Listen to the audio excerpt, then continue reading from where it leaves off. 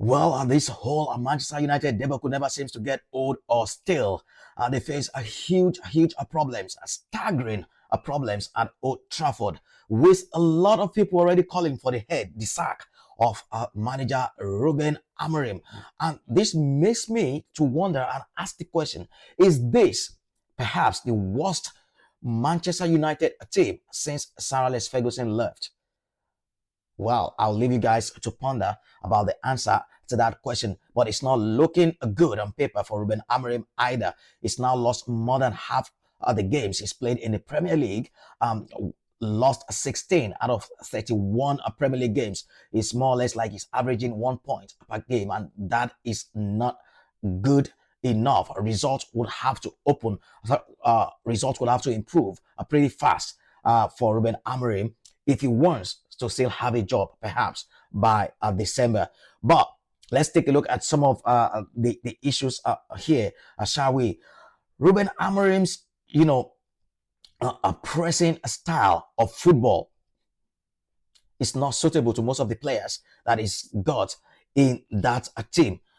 But it's come out despite that 3-0 thrashing at the hands of Manchester City that he would not change his philosophy or his playing style.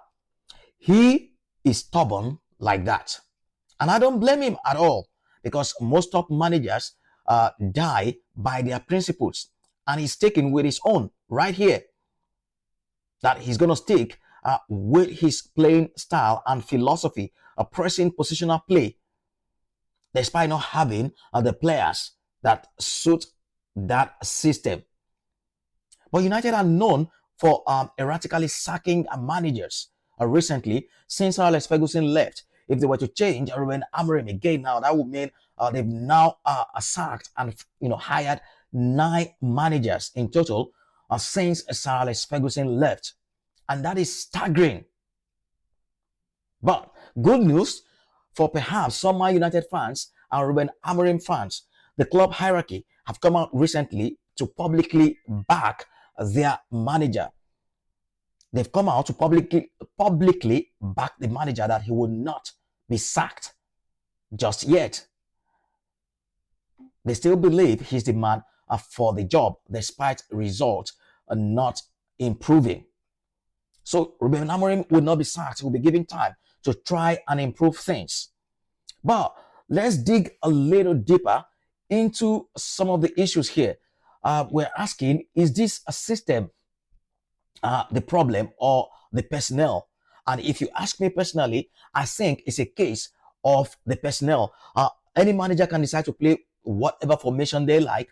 If you like, play 2 at the back, 3 at the back, 4 at the back, 5 at the back. If you don't have the players that would ultimately translate your instructions on the field of play, then you are doomed as a manager. And right now, United haven't got none of that. These players currently at Man United are not good enough. They are not good enough. It's as simple as that. We don't need to sugarcoat anything here. The squad is flawed, not necessarily Ruben Amorim's system or philosophy. You look at the midfield imbalance, for instance. Bruno Fernandes doesn't press effectively. Casemiro is way past his peak. Both of them can run. They are not physical enough. They are not aggressive. Can't track the run of the opposition players.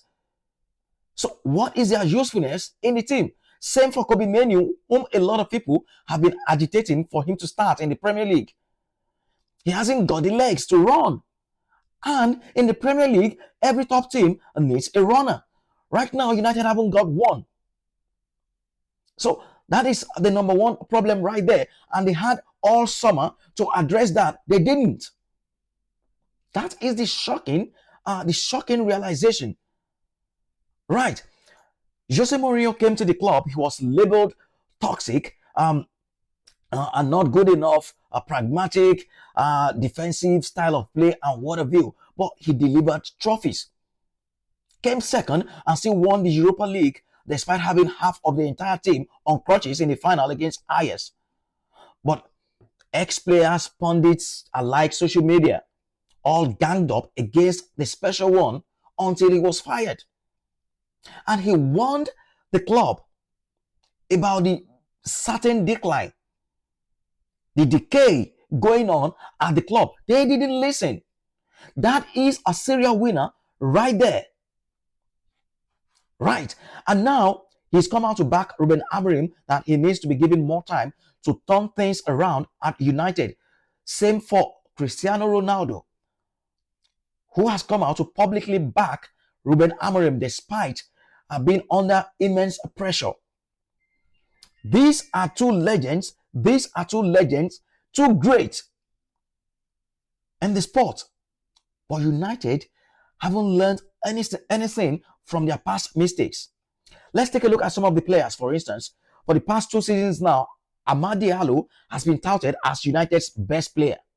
But is he good enough? No. Yes, he's okay for any other club or as an impact or team player. But for Manchester United standards, Amad Diallo is not good enough. I have been saying this. Even when he was being voted Man United's best player. Misses simple chances. Sometimes his ball control is flawed. Decision making is horrendous.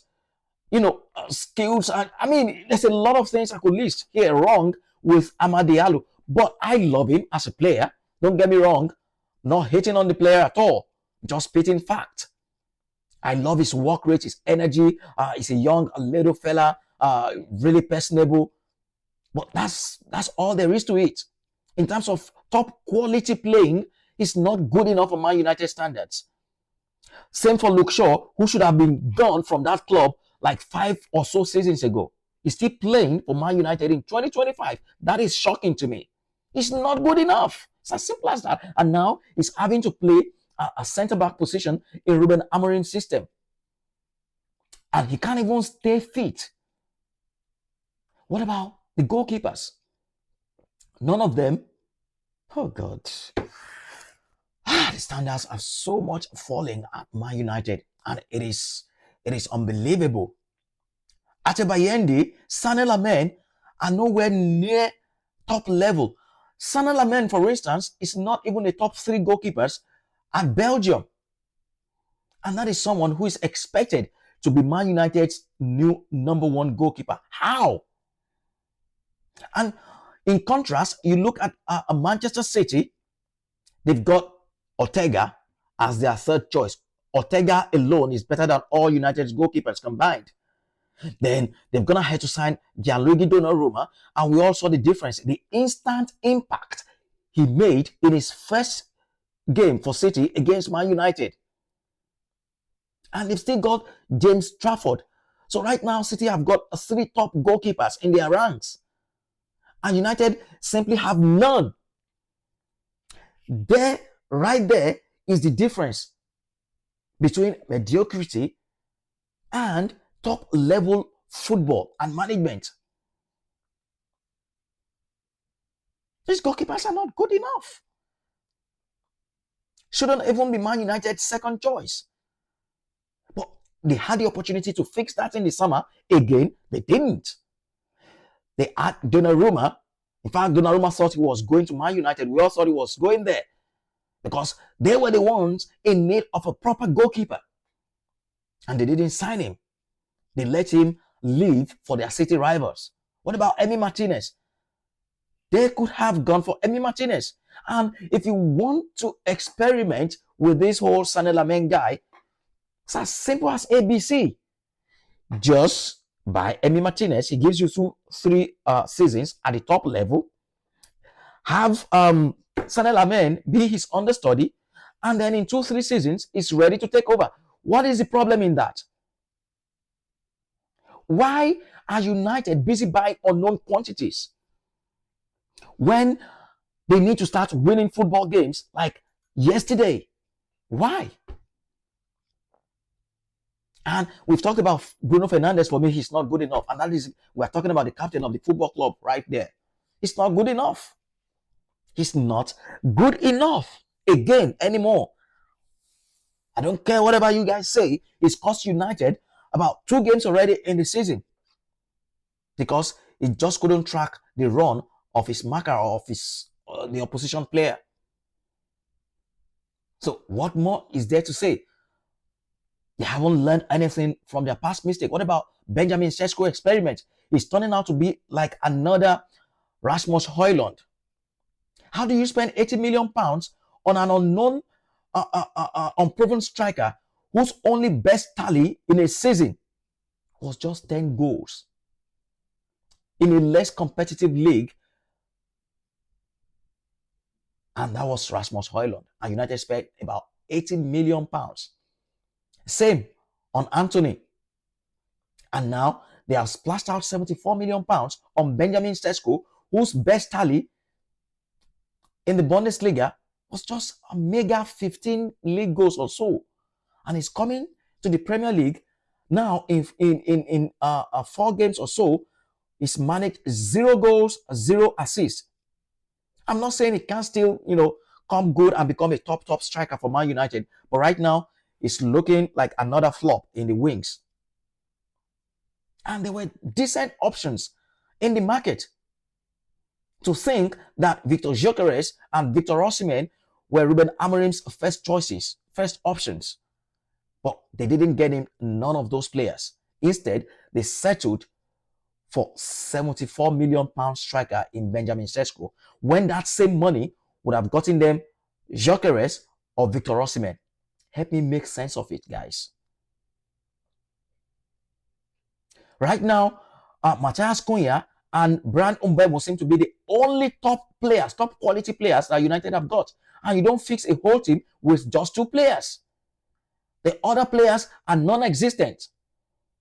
They can't run, they can't mark, they are not intelligent enough, they can't operate in tight pockets, tight spaces.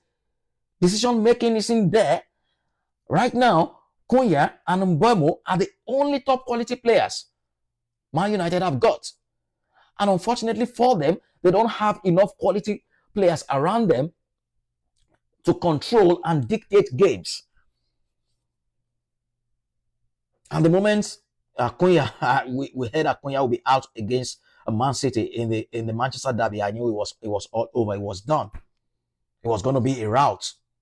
Yes, there have been improvements in their play, but results have shown otherwise. So it needs to start winning, and it doesn't help for the fact that he's having to play in the first 6 games of the season. He's having to play Manchester City, Arsenal, and now Chelsea to come next at the weekend. That is another banana peel right there at Old Trafford on Saturday against the reigning world champions. How would United cope? Hopefully, Cunha would have been back. So, the whole structure, for me, I'm going to make a bold statement. I think the entire recruitment team at Man United should be fired, should be sacked, and not the manager. Because they are definitely doing something wrong over there in terms of recruiting players. It is shocking, really. Maybe they should hire me. Why not? They can hire me to, help them source for players and, give honest assessment on players and on who is good enough for Man United standards and who isn't. Because right now it seems these guys in the recruitment team at United seems to be bereft and clueless about what they are doing. How you wouldn't know, you can't tell that this player is not good enough for Man United standards is beyond me. I said the same thing when Rasmus Højlund was being signed. You do not experiment, especially in certain positions like the goalkeeper, the striker, for a big club that should be in the same conversation with Real Madrid, Barcelona, Liverpool, AC Milan, and the likes of them. And then you're experimenting with an unknown player. And you spend, not just that, you're spending 80 million pounds on these players. That is shocking. So the entire recruitment team at Man United should be dismantled, fired, and new ones should be brought in. And I'm not kidding. I will do a much better job than these guys. Because how United are going to settle for a goalkeeper who is not even in the top 3 in his own country and is expected to be United's number 1. And people running the club cannot see that right there is a red flag. When the other top teams have got players of international experience. Oh, God.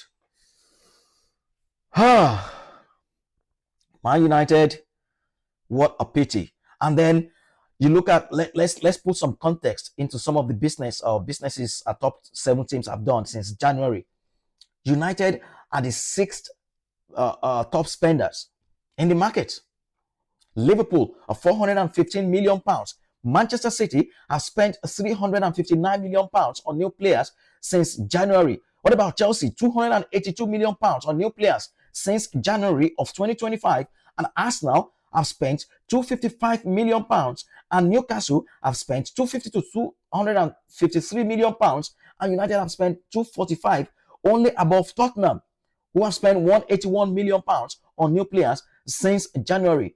And you look at all these teams: Liverpool, reigning Premier League champions, 415 million pounds. Manchester City, they finished 3rd last season, had won the league 2 seasons ago, spent 359 million pounds. What about Chelsea? Finished 4th, 282 million pounds. Arsenal that finished 2nd have spent 255 million pounds. And then all of a sudden, we all expect Ruben Amorim, whose team finished 17th on the league table last season, to miraculously overcome and go past all these teams. Arsenal alone signed about 8 players this summer, and they finished. That's a side that finished 2nd. What about Liverpool? About 6 players. That's the Premier League champions right there. So we need to have some proper context before going on social media to yab gibberish and nonsense about, oh, the manager is bad. This is Mikel Arteta's full 6th season at Arsenal. Ruben Amorim hasn't even had a full season under his belt just yet. It took Jurgen Klopp how many seasons before he broke into the top 4, and then eventually won a Premier League title. I think 1 Premier League title in 6 seasons. And then we all want to crucify this guy because results are not going his way. And we can see improvement in their style of play already, whether you like it or not. There are obvious improvements in that team. Like I said, it's just unfortunate that results haven't shown that, and that's because the lineup of teams they faced. Yes, they beaten Burnley 1-0, drew 1-1 with Fulham. Fulham will give any top opposition cause them problems on their own day, and then they've lost to Manchester City, expectedly so. They've lost to Arsenal, expectedly so, despite outplaying Arsenal in that game. So what is the fuss all about? What? So, guys, I think the main problem at United is the structure, the club structure remains the biggest problem. Poor decision making at board level, recruitment shocking, and all that need to be fixed and fixed ASAP. Okay, that's all I've got for you guys. Please make sure you share this video and leave a like, and of course, leave your comment on whether you think, you believe Ruben Amorim should be given more time to succeed at Man United, or he should be fired right now. And I'll see you again sometime soon.